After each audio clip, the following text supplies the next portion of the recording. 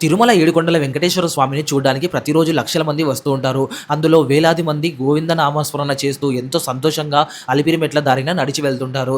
కానీ మీరెప్పుడైనా ఆలోచించారా? ఈరోజు మనం ఎంతో హాయిగా కరెంటు దీపాల వెలుతురుతో తలపై నీడతో ఎక్కుతున్న ఈ 3550 మెట్ల కింద ఒక భయంకరమైన మరియు అద్భుతమైన నిజం దాగి ఉందని 99% మందికి ఈ మెట్ల వెనక జరిగిన అసలు చరిత్ర తెలియదు. కేవలం వందల ఏళ్ల క్రితం ఈ దారి ఇలా లేదు. ఇదొక దట్టమైన భయంకరమైన అడవి. పగటిపూట కూడా సూర్యరశ్మి పడని దారి.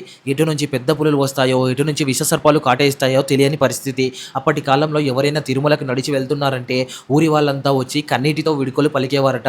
ఎందుకంటే వాళ్ళు తిరిగి వస్తారో రారో ఎవరికి తెలియదు. కొండపైకి వెళ్లే భక్తులు వెళ్లే ముందు తమ ఆస్తులన్నీ పిల్లల పేరు మీద రాసి ఇచ్చి ప్రాణాల మీద ఆశ వదులుకొని కొండపైకి ఎక్కేవారట. అంతటి కఠినమైన ప్రయాణం అది. మరి అలాంటి భయంకరమైన అడవిలో కేవలం ఆ గుండెల్లో ఉన్న వెంకటేశ్వర స్వామి మీద భక్తితో ఎంతో మంది మహానుభావులు నడిచారు. పద కవిత పితామహుడు అన్నమయ్య ప్రవశించి పాడుతూ నడిచిన దారి ఇది. మహా సామ్రాజ్యాన్ని ఏలిన శ్రీకృష్ణ దేవరాయలు సాధారణ భక్తుడిలా చెప్పులు లేకుండా నడిచిన పుణ్యభూమి ఇది. నా స్వామి శరీరాన్ని కాలితో తొక్కలేను అని సాక్షాత్తు శ్రీ రామనాచార్యులు మోకాళ్ళ మీద పాకుతూ ఎక్కిన పవిత్రమైన మార్గం ఇది. ఈరోజు మనం ప్రతి మెట్టు వెనక ఉన్న ఆ అద్భుతమైన చరిత్రను, మోకాళ్ళ పర్వతం రహస్యాన్ని, గాలిగోపురం వెనక ఉన్న సైన్స్ని చాలా స్పష్టంగా తెలుసుకుందాం. ఈ వీడియో మొత్తం చూశాక మీరు మళ్ళీ తిరుమల వెళ్ళినప్పుడు ఆ మెట్లను చూసే కోణమే పూర్తిగా మారిపోతుంది. దయచేసి వీడియోని ఎక్కడ స్క్రిప్ట్ చేయకుండా చివరి వరకు చూడండి. సరే, అసలు మన ప్రయాణం ఎక్కడ మొదలవుతుంది? అలిపిరి దగ్గర. చాలా మందికి అలిపిరి అంటే తిరుమలలో ఉన్న ఒక బస్ స్టాండ్ అనో, లేక ఒక ఊరి పేరనో, లేదా మెట్లు ఎక్కే ఒక గేటు అనో అనుకుంటారు. కానీ ఆ ఒక్క పదంలో ఎంత అద్భుతమైన అర్థం దాగుందో తెలిస్తే మీరు నిజంగా ఆశ్చర్యపోతారు. కొన్ని వందల ఏళ్ల క్రితం ఈ ప్రదేశాన్ని అలిపిరి అని పిలిచేవారు కాదు. దీన్ని అసలు పిరు అడిపడి అని పిలిచేవారు. తెలుగులో అడి అంటే పాదం అని అర్థం, పడి అంటే అడుగు భాగం లేదా కింద ఉండే ప్రదేశం అని అర్థం.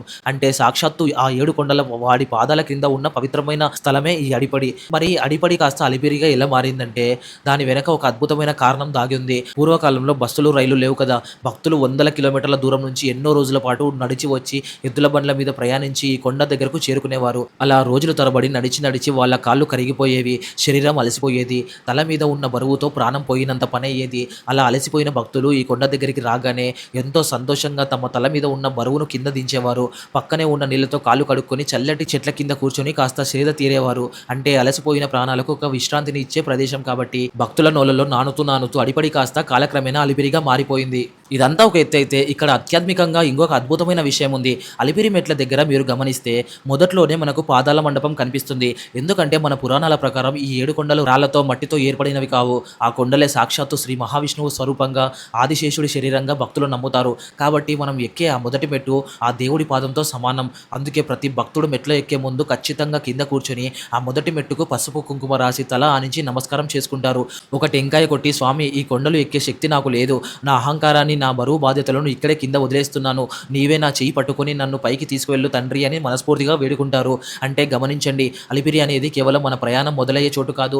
మనలో ఉన్న అహంకారాన్ని, కోపాన్ని, బాధలను వదిలేసి స్వచ్ఛమైన మనసుతో దేవుడి దగ్గరికి వెళ్ళే ఒక పవిత్రమైన తొలి అడుగు. ఇలాంటి గొప్ప చరిత్ర ఉన్న అలిపిరి మెట్ల దగ్గర నిలబడి ఆకాశాన్ని తాకుతున్న ఆ 7 కొండల వైపు చూస్తుంటే మనసులో ఏదో ఒక తెలియని ప్రశాంతత వస్తుంది కదూ. ఇక ఇక్కడి నుంచి స్వామివారి పేరు చెప్పుకుంటూ మొదటి మెట్లు ఎక్కడ మొదలు పెడతాం.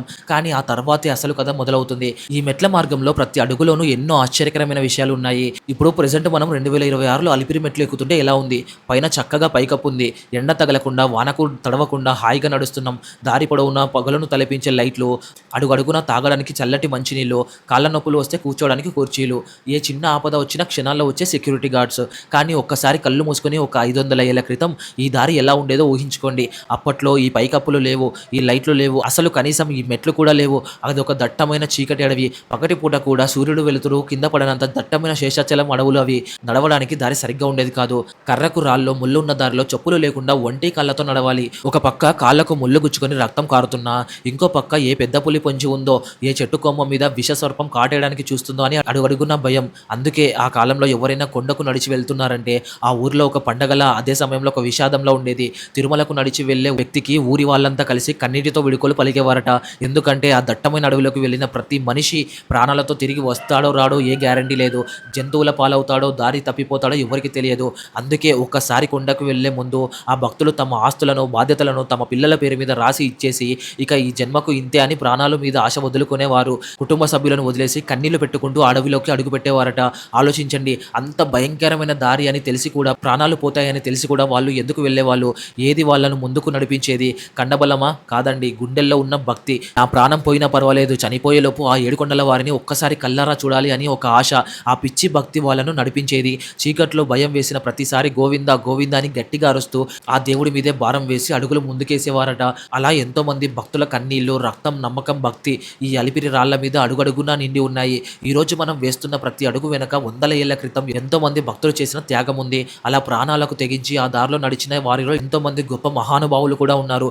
సామాన్యులే కాదు, రాజులు కూడా తమ కిరీటాలు పక్కన పెట్టి ఈ రాళ్ల మీద కన్నీళ్లు కారుస్తూ నడిచేవారట.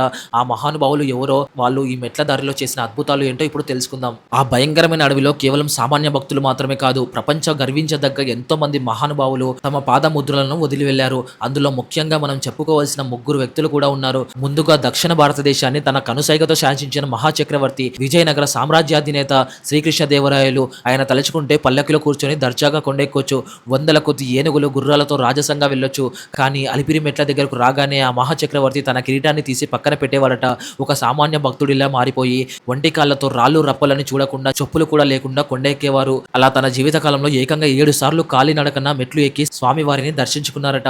ఆయనే ఈ దారిని కాస్త బాగు చేయించి భక్తులు దారిలో సేద తీరడానికి విశ్రాంతి మండపాలు కట్టించారట. ఇక రెండో మహానుభావుడు శ్రీ తాళ్లపాక అన్నమాచార్యులు గారు. సాక్షాత్తు ఆ వెంకటేశ్వర స్వామిని తన పాటలతో నిద్రలేపి జోలపాడి పడుకోబెట్టిన పదకవిత పితామహుడు. అదివో అల్లదివో, అలాగే శ్రీహరివాసము అంటూ ఆయన పరవశించి పాడుతూ ఉంటే ఆ దారిలో ఉన్న చెట్లు పుట్టలు కూడా నాట్యం చేసేవట. ఆ మహానుభావుడు గోవింద నామస్మరణ చేస్తూ నడిచిన పవిత్రమైన దారి ఇది. అందరికంటే చివరగా నా మనసుకు బాగా హత్తుకున్న కథ శ్రీ రామనాచార్యులు గారిది. విష్ణువును ప్రాణంగా ప్రేమించే గొప్ప భక్తుడు ఆయన.